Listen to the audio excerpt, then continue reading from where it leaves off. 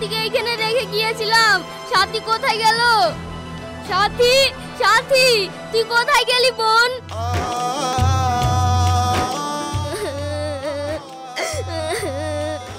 আমি এখন একা একা কিভাবে থাকবো ভগবান? বাবা মাকেও কাকু মেরে ফেলেছে।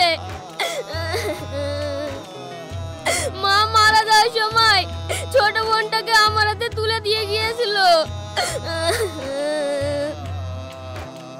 এখন আমি সেই বোনটাকেও হারিয়ে ফেললাম। এখন আমি ওকে কোথায় খুঁজবো? ওকে কি তাহলে কাকুরা ধরে ফেলেছে? দেখি, ওকে একটু চারিদিকে খুঁজে দেখি।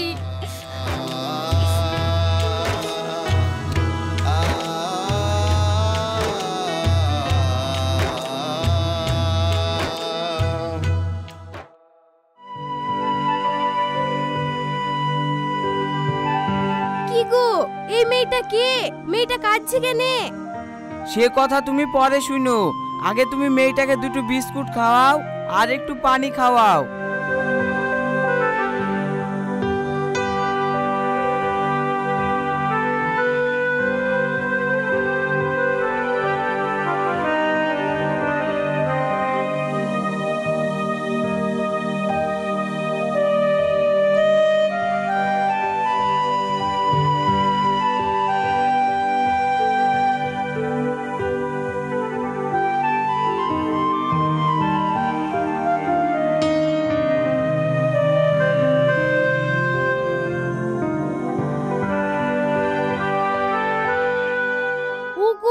তুমি মেয়েটাকে কোথায় পেলা?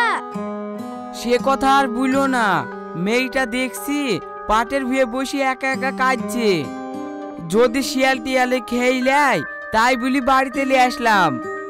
আবার মেয়েটাকে জিজ্ঞাসা করছি তোমার নাম কি, তোমার আব্বার নাম কি, তোমার বাড়ি কোথায়, কিছুই বলতে পারছে না। একা একা পাটের ভুঁয়ে বসে কাঁদছে। তুই আসবো তার লিগে বাড়িতে নিয়ে আসলাম। না না, তুমি ভালোই করেছো। আবার আমাদের বাড়িতেও কোনো ছেলে মেয়ে নাই, আমরা বাঁঝা। যদি আর আব্বা আমার কোনোদিন খোঁজ হয় তাহলে এসে নিয়ে যাবে। বুড়ি, ও বুড়ি, তোমার নাম কি? এই কথাই তো বলছে না। আবার দেখি মনে হচ্ছে বড় লোক ঘরের মেয়ে, গলায় সোনার মালা।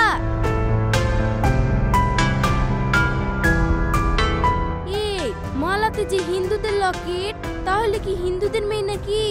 কই দেখি দেখি। হ্যাঁ তো, হিন্দুদের মেয়ে তো। ওয়া হোক্কা, যতদিন না ওর বাপ মায়ের খোঁজ হবে ততদিন আমাদের এখানে থাকবে। না হলে এই ছোট্ট মেয়েটা কোথায় থাকবে? ওগো, তুমি বাজার থেকে বুড়ির লেগে দুসের জামা কিনে নিয়ে আসো গা। আমি ততক্ষণ বুড়ির গা ধুই দি, নাহলে গা ধুই কি পরবে? হ্যাঁ হ্যাঁ, তুমি ঠিকই বলেছো। আমি এক্ষুনি বাজারে যাচ্ছি, দি বাজার থেকে জামা কিনে নিয়ে আসছি।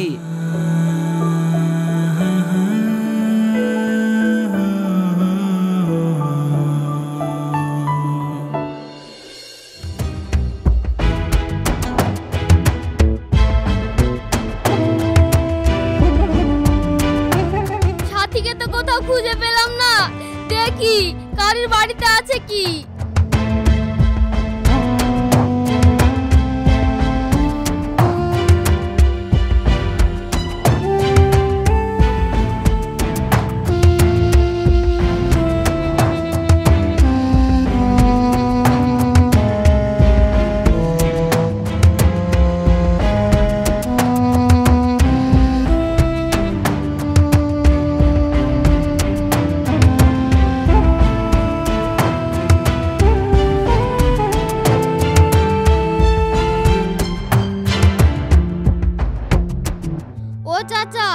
গোলাপি রঙের জামা পরি একটা ছোট মেয়েকে দেখেছেন?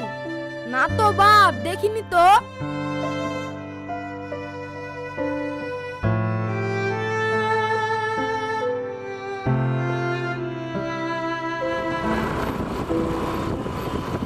ও কাকু, এদিকে গোলাপি রঙের জামা পরি একটা ছোট্ট মেয়েকে দেখেছেন? না তো, দেখিনি তো। কেন, কিছু হয়েছে নাকি? আমার বোনকে খুঁজে পাচ্ছি না। এইদিকে খোঁজো, দেখো পাবা।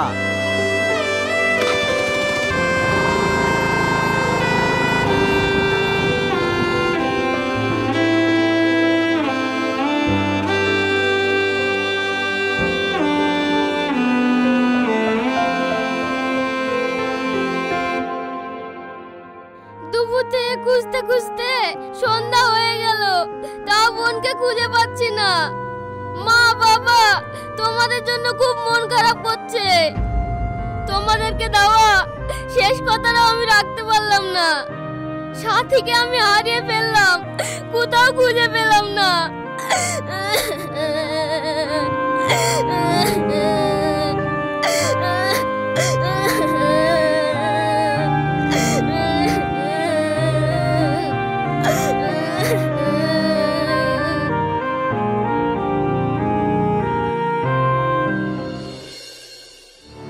এখন বাড়ি গাড়ি ভাটা সব সম্পত্তি আমার।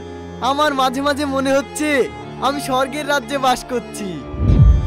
এত আনন্দ ভালো না।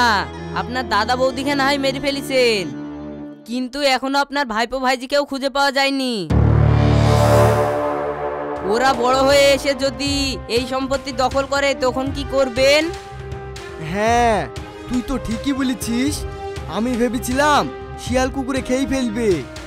যদি ওরা বেঁচে যায় তাহলে তোমার সর্বনাশ হয়ে যাবে। দেখি ওদেরকে ফোন করি, বাচ্চা দুটোর খোঁজ পেল কি না।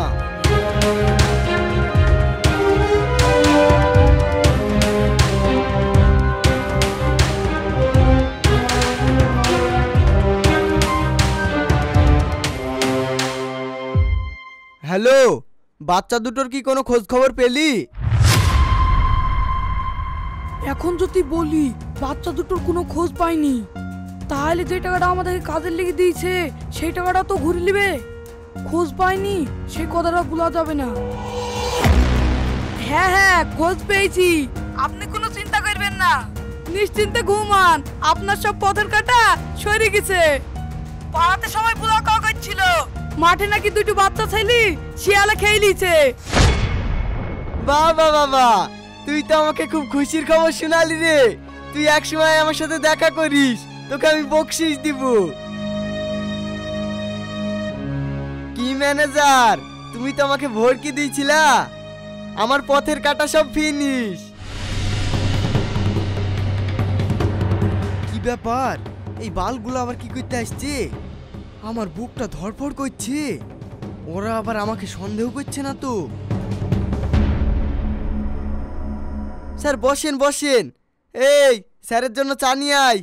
থাক থাক, আমাদের জন্য আর চা নিয়ে আসতে হবে না। ওরে বাবারি, আমাকে আবার কি জিজ্ঞাসা করবি? আমি মার্ডার করেছি তা আবার জেনে গেছে নাকি? আচ্ছা, আপনার কি কাউকে সন্দেহ হয় যে আপনার ভাইকে কেউ মার্ডার করেছে? না না স্যার, আমার ভাই খুব ভালো মানুষ ছিল। আমার ভাইয়ের কোনো শত্রু ছিল না।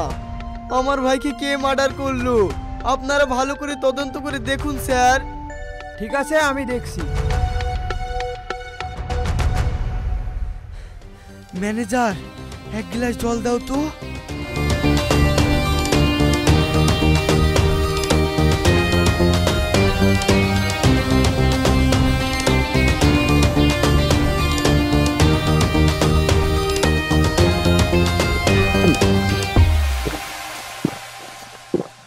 বাহ বাহ, বাঁচলাম। আমি ভেবেছিলাম আমাকে সন্দেহ করেছে।